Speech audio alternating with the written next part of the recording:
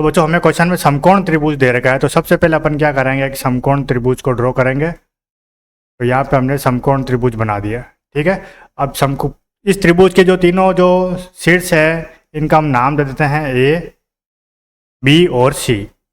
अब जो point B है वो 90 डिग्री है, क्योंकि ये समकोण त्रिभुज है, तो यहाँ पे 90 डिग्री हो गया, ठीक है। अब इसमें क्या दे रखा है, आगे प्रश्न में दे रखा है कि त्रिभुज की जो ऊंचाई है, अब ऊंचाई क्या हो गई, ऊंचाई यहाँ पे ए बी हो गई, ठीक है, जो यहाँ पे हाइट है जिसको हम परपेंडिकुलर बोलेंगे। ऊंचाई आधार से 7 सेंटीमीटर कम है, आधार क्या हो गया, जो बेस बी सी है, ठीक है। ऊंचाई आधार से 7 सेंटीमीटर कम है, लेकिन जो कर्ण है प्रश्न में इसको ट्राइंगल में वो दे रखा है 13 सेंटीमीटर। कितना दे रखा है, 13 सेंटीमीटर। कर्ण कौन सा होता है, कर्ण होता है 90 डिग्री के अपोजिट वाली साइड, और 90 डिग्री के अपोजिट में क्या दे रखा है, हमको ए सी दे रखा है। तो इसका मतलब ए सी जो हो गया वो हमारा पास हो गया 13 सेंटीमीटर, ठीक है। ए सी हो गया 13 सेंटीमीटर।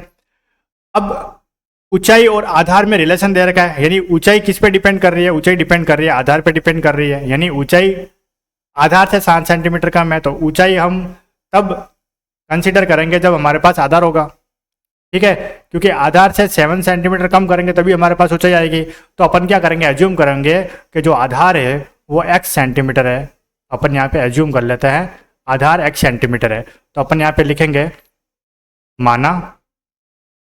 माना जो आधार है इसका, इस समकोण त्रिभुज का, वो है x सेंटीमीटर। अब आधार को x सेंटीमीटर मान लिया है, तो बच्चों बताइए ऊंचाई क्या होगी, ऊंचाई क्या होगी। जैसे स्टेटमेंट में दे रखा है कि ऊंचाई आधार से 7 सेंटीमीटर कम है, तो ऑब्वियसली जो ऊंचाई होगी वो आधार से 7 सेंटीमीटर कम है, तो -7 कर देंगे, तो ऊंचाई आ जाएगी x - 7 सेंटीमीटर, ठीक है। और हमें प्रश्न में कर्ण दे रखा है, कर्ण कितना है, 13 सेंटीमीटर हमें प्रश्न में दे रखा है, ठीक है। यानी ये रहा कर्ण हमारे पास 13 सेंटीमीटर। अब हमें यहाँ पे ट्रायंगल कौन सा दे रखा है, समकोण त्रिभुज दे रखा है, राइट एंगल ट्रायंगल। बच्चों आप सबको पता है जब भी समकोण त्रिभुज आता है तो वहाँ पे कौन सा प्रमेय लगता है, तो समकोण त्रिभुज में बच्चों यहाँ पे लगता है पाइथागोरस प्रमेय। कौन सा लगता है, पाइथागोरस प्रमेय, पाइथागोरस प्रमेय। ये आप सबको पता है, आप ये क्लास 8th में भी पढ़ चुके होंगे, ठीक है। पाइथागोरस प्रमेय क्या कहता है, पाइथागोरस प्रमेय ये कहता है कि किसी भी समकोण त्रिभुज की दो भुजाओं के वर्गों का योग, यानी परपेंडिकुलर का स्क्वायर और बेस का स्क्वायर, दो भुजाओं के वर्गों का योग करेंगे, जब इनको टोटल करेंगे तो इसका टोटल तीसरी भुजा के वर्ग के बराबर आएगा।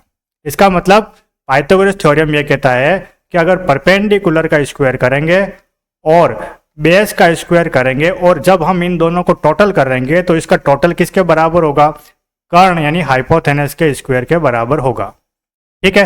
कुछ नहीं करना है, हमको ये वैल्यू पुट कर देनी है। परपेंडिकुलर हमारे पास क्या है, यानी ऊंचाई हमारे पास है x - 7, तो हम यहाँ पे वैल्यू पुट करेंगे x - 7 का होल स्क्वायर प्लस बेस हमारे पास हो गया यहाँ पे आधार यानी x का स्क्वायर, और हाइपोथेनस हमें क्वेश्चन में दे रखा है 13, तो यहाँ पे करेंगे 13 का स्क्वायर, ठीक है। अब यहाँ पे x - 7 का होल स्क्वायर यानी a - b का होल स्क्वायर, यहाँ पे फॉर्मूला अप्लाई करेंगे। x को हम a मान लेंगे, 7 को b मान लेंगे, तो a - b का होल स्क्वायर होता है। और बच्चों आप सबको पता है a - b का होल स्क्वायर क्या होता है, a - b का जो होल स्क्वायर होता है वो होता है a square - 2ab + b square, ठीक है। तो अपन इसको एक्सपेंड करेंगे x - 7 का होल स्क्वायर, तो a स्क्वायर यानी x का स्क्वायर - 2ab, तो 2ab मल्टीप्लाई करेंगे तो 2 × 7 हो जाएगा 14, तो ये हो गया 14x प्लस b स्क्वायर यानी यहाँ पे 7 का स्क्वायर, तो b 7 का स्क्वायर हो गया 49, और ये रहा वापस प्लस। अब ये वाला x स्क्वायर वापस एज इट इज आ गया, और ये = 13 का स्क्वायर होता है 169, 169, ठीक है। तो हम यहाँ पे देखते हैं, यहाँ पे x स्क्वायर है, इधर भी x स्क्वायर है, ठीक है। अब ये भी प्लस में x स्क्वायर, ये भी प्लस में x स्क्वायर, तो ये हो गया 2x स्क्वायर - 14x प्लस 49 = 169। अब ये जो 49 है प्लस में, इसको हम इक्वल के उस तरफ लेके चले जाएंगे, ये हो गया 2x स्क्वायर - 14x = 169 - 49। ठीक है, तो हमारे पास यहाँ से देखो 2x² माइनस 14x, जब यहाँ से 2 को कॉमन लेंगे, 2 को कॉमन लेंगे तो ये हो गया x² माइनस 7x, पीछे रिमेनिंग बचेगा।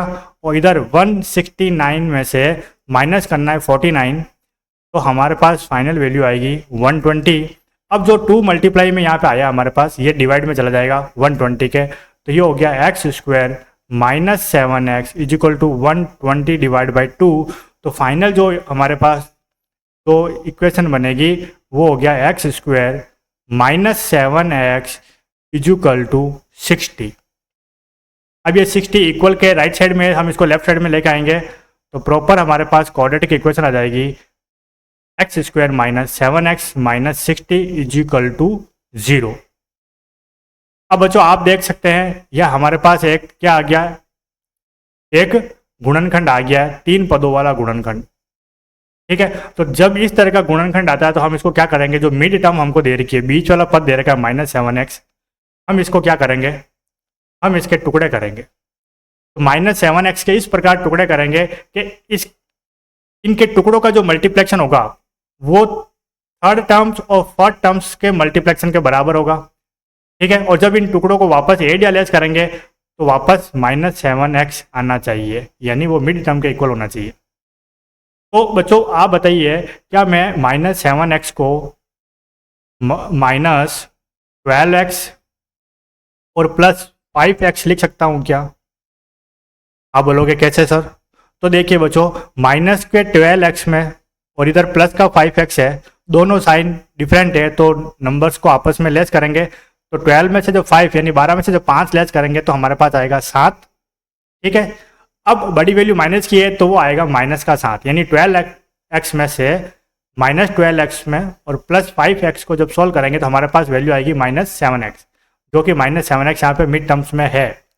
लेकिन जब इन दोनों को वापस मल्टीप्लाई करेंगे माइनस 12x प्लस 5x को, तो माइनस प्लस माइनस होता है, 12 5 जा 60 है ना, तो ये रहा माइनस 60 और x², तो इनका मल्टीप्लेक्शन भी माइनस 60 x² के इक्वल आ रहा है।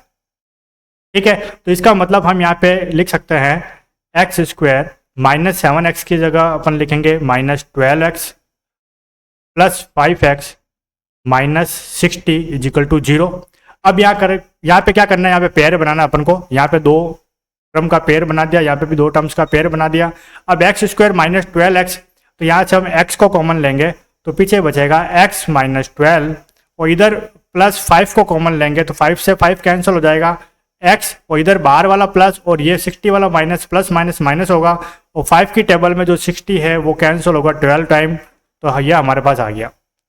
अब आप इसको वापस ध्यान से देख सकते हैं कि यहाँ पे x माइनस 12 कॉमन आ रहा है, तो अपन वापस लिखेंगे x माइनस 12, और आउटसाइड में हमारे पास बचा इधर x और इधर बचा प्लस 5, तो हम लिखेंगे x plus 5 is equal to 0। तो हमारे पास 2 फैक्टर आ गए, एक तो x माइनस 12 और x प्लस 5। तो यहाँ पे कंसीडर करेंगे या तो x माइनस 12 0 के इक्वल होगा और या फिर x प्लस 5 0 के इक्वल होगा। ये 2 ही कंडीशन यहाँ पे हो सकती है। अगर हम x प्लस 5 को 0 के इक्वल लेते हैं तो x की वैल्यू यहाँ पे आएगी माइनस 5। ठीक है, जो कि कंसीडर नहीं कर सकते क्योंकि कोई भी साइड जो होगी ट्रायंगल की वो नेगेटिव नहीं हो सकती। ठीक है, बट यहाँ पे x minus 12 is equal to 0 लेते हैं तो x की वैल्यू यहाँ पे आ जाती है प्लस 12। तो प्लस 12 साइड को इसको ऊपर कंसीडर करेंगे, माइनस वाले को नहीं करेंगे, तो एक्चुअल में जो x की वैल्यू होगी वो 12 सेंटीमीटर होगी। क्या होगी? x की वैल्यू हमारे पास कितनी आ गई? x की वैल्यू हमारे पास आ जाती है 12 सेंटीमीटर। अब बताइए बच्चों, हमने x को क्या एज्यूम किया था? x को हम एज्यूम किया था हमने बेस, है ना। इसका मतलब जो इसने पूछा है अन्य 2 भुजाएं ज्ञात कीजिए, है ना। तो x को हमने बेस को हमने x एज्यूम किया था, तो इसका मतलब जो इसका बेस था यानी आधार था, इस क्वेश्चन का जो आधार था, आधार हमने क्या एज्यूम किया? x, यानी x यानी कितना आ गया? 12 सेंटीमीटर। यानी इस क्वेश्चन में जो ट्रायंगल दे रखा है इसका जो आधार होगा वो 12 सेंटीमीटर होगा। अब इसने ऊंचाई भी पूछी है, क्या पूछी है?